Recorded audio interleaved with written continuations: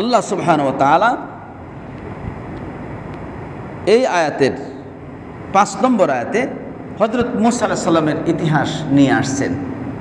মূসা আলাইহিস সালামকে তার জাতির লোকেরা কষ্ট দিয়েছে। মূসা আলাইহিস সালাম যে দাওয়াত দিত তারা গ্রহণ করতই না, বরং তার উপরে বিভিন্ন অপবাদ তহমত দিয়ে তাকে হেনস্থা করার চেষ্টা করেছে।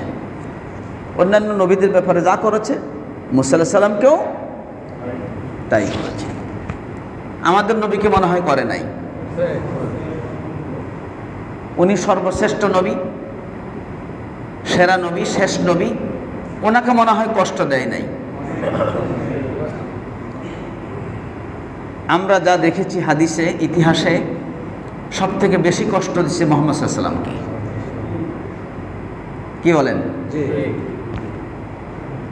হযরত মূসা আলাইহিস সালাম বলেছেন, ওয়াইজ ক্বালা মূসা লিকওমিহি ইয়া কওমি লিমা তুযুনানি ওয়া ক্বাদ তা'লামুনা আন্নী রাসূলুল্লাহি ইলাইকুম।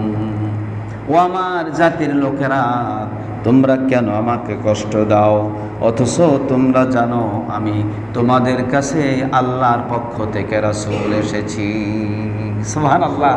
ইন্নী রাসূলুল্লাহি ইলাইকুম, তোমাদের কাছে আল্লাহর রাসূল আমি। কে বলছেন এই কথা? মূসা আলাইহিস সালাম। কে বলছেন? মূসা আলাইহিস সালাম।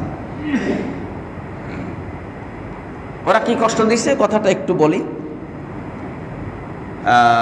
সূরা আহজাবের ভিতরে আল্লাহ বলছেন, ইয়া আইয়ুহাল্লাযীনা আমানু লা তাকুনু কাল্লাযীনা আসাউ মূসা ফাবাররাআহুল্লাহু মিম্মা ক্বালু।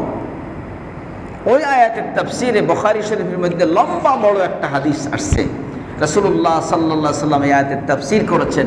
নবীজি বলছেন মূসা আলাইহিস সালামের জাতির লোকেরা তাকে কষ্ট দিত এই বলে যে মূসা আলাইহিস সালামের সময় শরীয়তে জায়েজ ছিল উলঙ্গ হয়ে গোসল করা। এটা ওপেন সিক্রেট ছিল, সবার সামনে সবাই উলঙ্গ হয়ে গোসল করত। আমরা ছোটকালে, শিশুকালে, ছোট্ট নাবালেগ যখন ছিলাম তখন নদীতে, পুকুরে গোসল করতে গেলে কি করছি?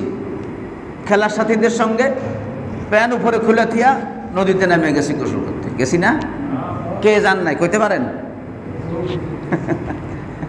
আমরা যারা এখন বড় হাজি সাহেব, গাজী সাহেব, মুরব্বী সাহেব, আমরা সব সাহেব একসময় ছোট সাহেব ছিলাম, আর তখন আমাদের এই অবস্থা ছিল, ঠিক কি না? ওটা শিশুদের শরীয়তে জায়েজ, নাবালেগের শরীয়তে জায়েজ, কিন্তু বালেগ হলে আর জায়েজ নাই। বালেগ হলে প্রত্যেক মুমিনকে, প্রত্যেক পুরুষ সন্তানকে তাহতা সুররাতি ইলার রুকবা, নাভির নিচ থেকে হাঁটু পর্যন্ত ঢেকে রাখতে হবে, এটা ফরজ। জনসম্মুখে উলঙ্গ হওয়ার কোনো সুযোগ ইসলামে নাই। কিন্তু মূসা আলাইহিস সালামের শরীয়তে জায়েজ ছিল, ওরা উলঙ্গ হয়ে গোসল করতো, ওপেন। মূসা আলাইহিস সালাম আল্লাহর পয়গম্বর হিসেবে উনি সবার সামনে ওপেন, উলঙ্গ হতেন না। নবীদের দুইটা আলামত, দুইটা সিফাত থাকবে, প্রধান দুইটি সিফাত থাকবে। নবীদের থাকবে লজ্জাশীলতা, আর নবীদের থাকবে আল্লাহর পক্ষ থেকে ওহী। সুবহানাল্লাহ। এই দুইটা মহান বৈশিষ্ট্য নবীদের থাকে। সমস্ত নবীরাই লজ্জাশীল ছিলেন। সুবহানাল্লাহ। আল্লাহ মূসা আলাইহিস সালাম কারোর সামনে গোসল করতেন না। উনি একেবারে নির্জনে, যখন কোনো লোকজন থাকতো না তখন তিনি গোসল করতেন, বাট উলঙ্গ হয়েই গোসল করতেন, মানুষের সামনে না। মূসা আলাইহিস সালামের উম্মতেরা বলতো, শত্রুরা বলতো, দেখো তোমাদের নবী মূসা, মুসলমানদেরকে বলতো, তোমাদের নবী মূসা আমাদের সামনে আসে না, গোসল করে না আমাদের সঙ্গে, সে আমাদের সঙ্গে এইভাবে ওপেন চলাফেরা করে না, কারণ তার হলো একশিরা রোগ। একশিরা রোগ বুঝেন? পুরুষের বিসি আছে না দুইটা, বিসি একটা বড় হয়, এটাকে কি বলে? একশিরা বলে। আমাদের যশোরের ভাষা বলে কোড়ল। অনেক সময় এরকম বড় হয়ে যায়, এটা একটা অসুস্থতা। প্রিয় ভাইয়ের আমার, মূসা আলাইহিস সালামকে ওরা এই তহমত দিয়ে বসলো যে মূসা আলাইহিস সালামের একশিরা রোগ, এই জন্য সে আমাদের সামনে গোসল করতে আসে না। এটা তো লজিক। ওরা এই দোষ দিতেই পারে। আল্লাহ রাব্বুল আলামিন আল্লাহ বলছেন সূরা আহজাবে, ফাবাররাহুল্লাহু মিম্মা ক্বালু, ওরা যেই অপবাদ দিয়েছিল নবীকে, যে কথা ওরা বলতো, আল্লাহ সেই কথা থেকে তাকে পবিত্র করে দিলেন। সুবহানাল্লাহ।